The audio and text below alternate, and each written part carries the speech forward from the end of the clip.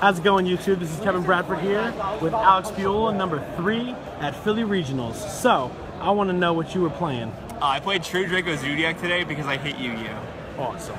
Show us what you got. Alright, so we got 3 of this guy. It's okay. It probably is going to go to 1. Well, it did go to 1. I think that's how that works. Not my rules. 2 Rat. Okay.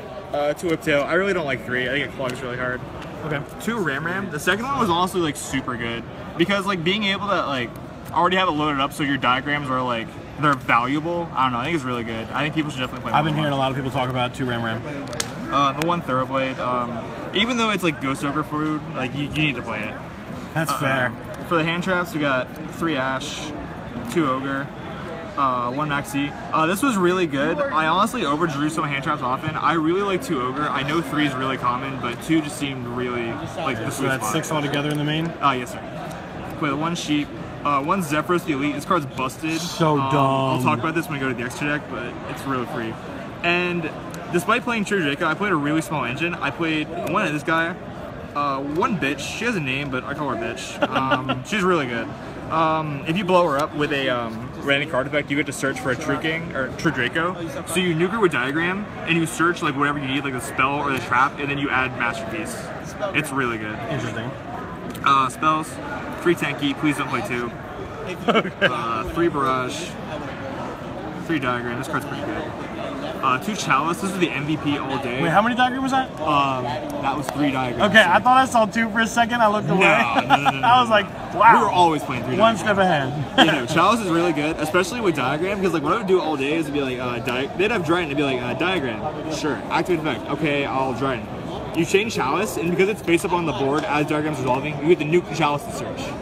I think that's really fair, if you ask me. 2 Terraforming, 3 Clogged really badly, and like, for the True Draco stuff, you want to see it when you're doing your combo. You never want to see it if you're not doing your combo. So I tried to minimize on it while capitalizing on it. That's why I only play the 1 Heritage as well. Okay. 1 Geki because it's Geki, and Fusion Sub. I think 1's the right number. 2 is really greedy. That's fair. Spicy tech of the weekend was Mirror Force. This card was savage. Nobody ends up playing around it in the Zoo Mirror, and you just flip it on them, and they die. I like it. The 1 Return, because making Masterpiece on their turn is really good. Side or extra next? Show us the extra first. You got it. Alright. Just got the 1 Invoker. Obvious. Dweller. This card overperformed hard this weekend. Like, really? I've been seeing people citing that. Like, it's honestly, you should main it. I know, like, Dino's didn't top it all this weekend, but True Draco was everywhere today, and, like, you just make your turn 1, it screws them. Like, 2 Emerald. Okay. 1 the Force 2 DT. Always. And the this 1 card's Force stupid. This card's so good. So, it goes back to the combo with Zephyros. What you do is you do your Lunala combo, but instead of making the 2nd Emerald, you make this dude. You activate Diagram, you search, well, you make this guy, you search for this guy, then you Diagram for this dude, get the bitch, the wind dude, you nuke the Zephyros, and then you bounce the Diagram with Zephyros, and then activate it again, and pop it again, and you already have Masterpiece loaded up with just these 2 cards. It's super good. In the zoos, one of these 2. I wish I played a 2nd of this, but space is really tight.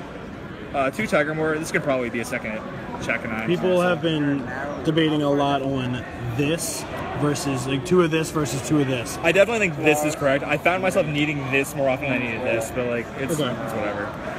2 Broad Bowl. 2 this guy, I guess.